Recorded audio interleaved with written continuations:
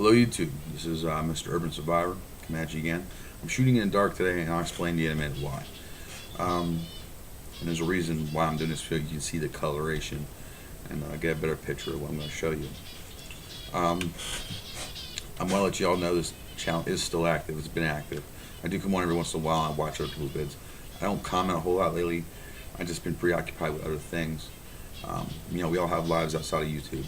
And I don't do this for money, so it's not like it's like my job or anything like that. Okay, I actually have a job, and my wife has a job, and we deal with her schooling, and she's in college, and a bunch of other things. So, to not having kids and everything else, it's just extremely hectic. So, bear with me. You see, I chimed up my camera, and my birds went nuts. It's like they always do it. Whatever, we'll just get through it. I'm sure somebody will point out that my birds are chirping in the background. As you see the pictures in the beginning of the video, I put pictures of my Butters 1911 Springfield, Springfield A1, Springfield 1911 A1, 45 ACP. That's been converted. That's easily converted back. I use the standard 45 ACP magazine. It is actually a 460 Roland kit. ROWLAND, and it's pretty nice little rounds. It pushes like a 255 grain bullet between 1550 and 1600 feet per second. Pretty nasty little round. We did that. We did. We had to mess with the springs. It was a complicated process of getting that gun done. It was all jeweled. Both. You can see in the picture. The slide was jeweled. The receiver was jeweled. The magazine was jeweled. What they call engine turn. The masking, whatever you want to call it. There's all kinds of names for it. We call it jeweling around here. And that was all jeweled out by hand on drill press. That was an interesting process. I think it came out pretty good. It was all polished to a super high shine, and as you know, Springfield 1911 A1s, they come with like a matte stainless finish on the sides, and then a sandblasted finish on like the top and the back portions. All that was actually hand sanded out, which was a hell of a process. Let me tell you something. It ain't worth the time. That was an extremely long process to sand it out and bring it all the way up to 800 grit and then buff it out to, a super high shine, and then turn around and engine turn or jewel the entire sides, even on the trigger housing itself. It actually is jeweled as well. The whole thing is decked out. The picture doesn't do it much justice. I will get better pictures with a better camera. I have a really good 35mm camera to have.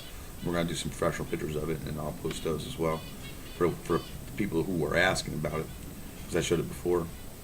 I've been busy with that, so that was a year-long process.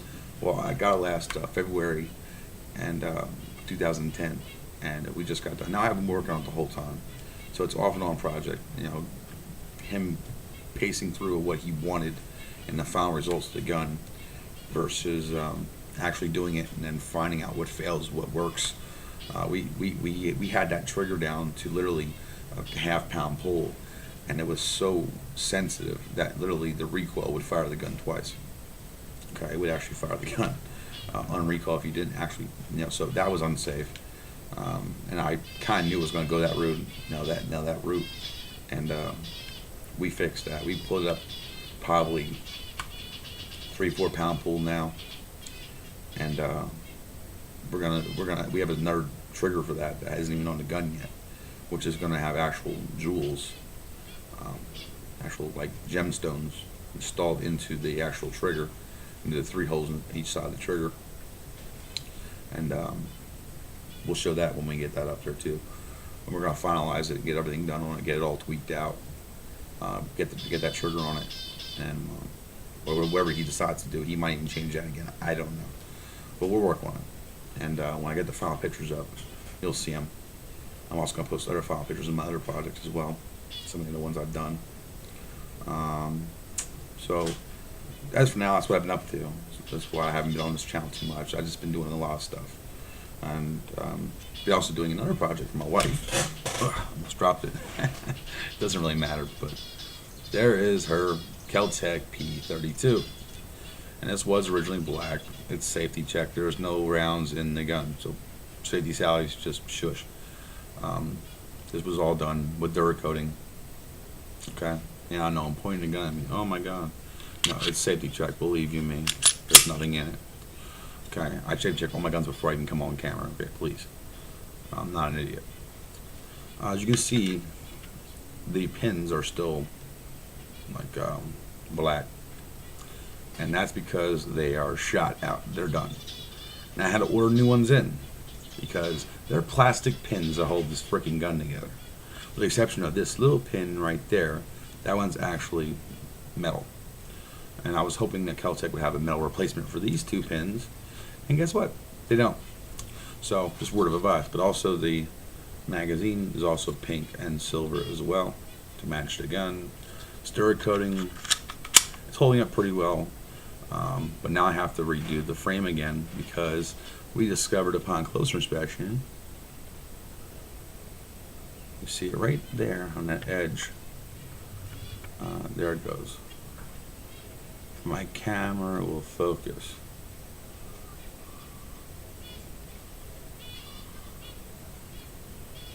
Yeah, well, it's probably not gonna focus. But there's a crack there. So the frame was cracked. I saw it when I was painting on the inside of the gun. It was a hairline crack on the inside of the gun, and I knew the minute we started putting pins in there, it was gonna crack, and it did. You see, like even this right here, this which holds the firing pin in, is actually pink as well.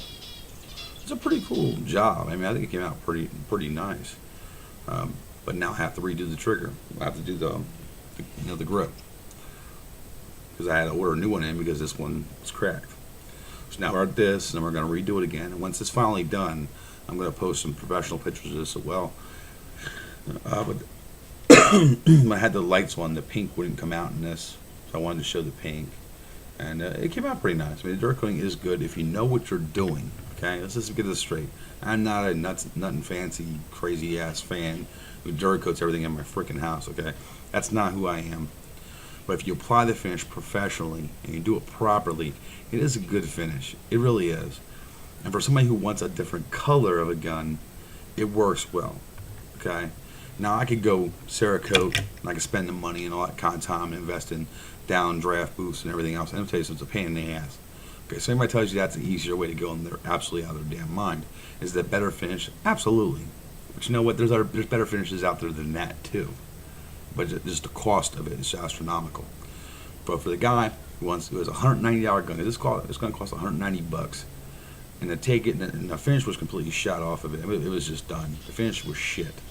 It was just kaput. Okay, so we took and we refinished the gun, and we made a gun that looked half-ass, and a good gun that was happy with my wife, who is my customer in this, and made her happy with the gun. Now we still got to finish up some stuff, but that's what it's all about, and she's happy with it.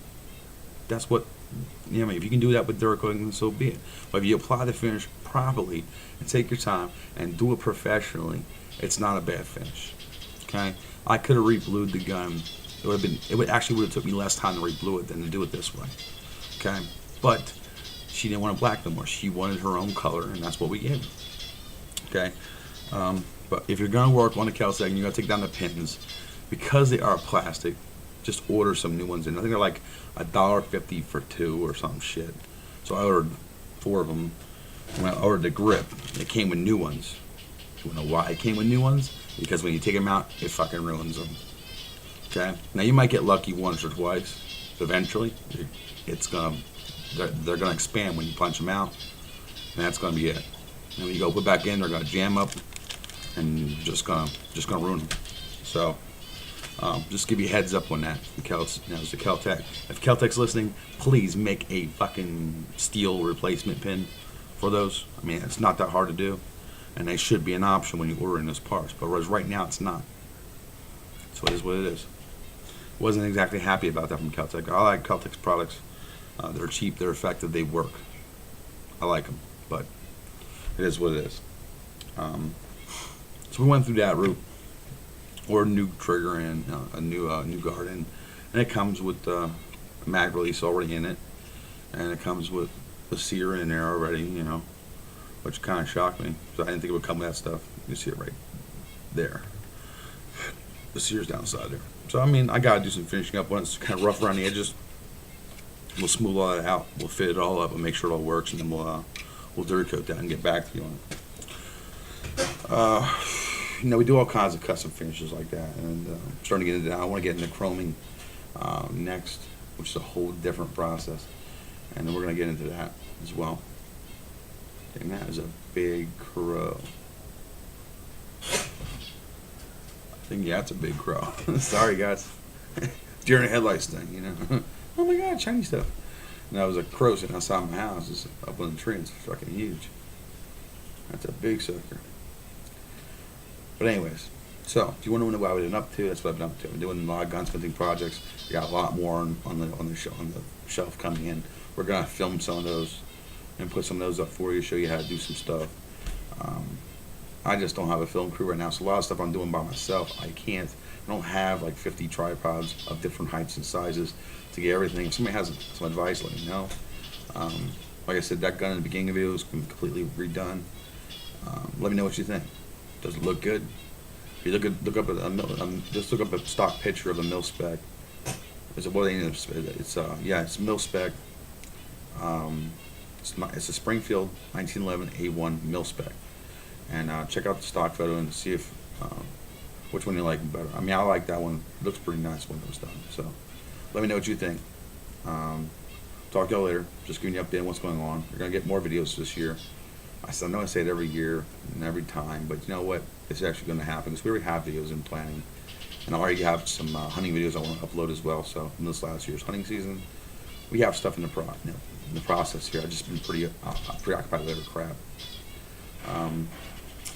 So there you have it. We'll get into it, and I hope you enjoy the vid, and hope you enjoy the pictures. Let me know what you think. I think it came out pretty good. So as for now, that's it. We're gonna get back with you with more vids and do some fishing and really show you how to do things, and hopefully share what we learned. So I'll talk to you later. Until then, be safe and be prepared.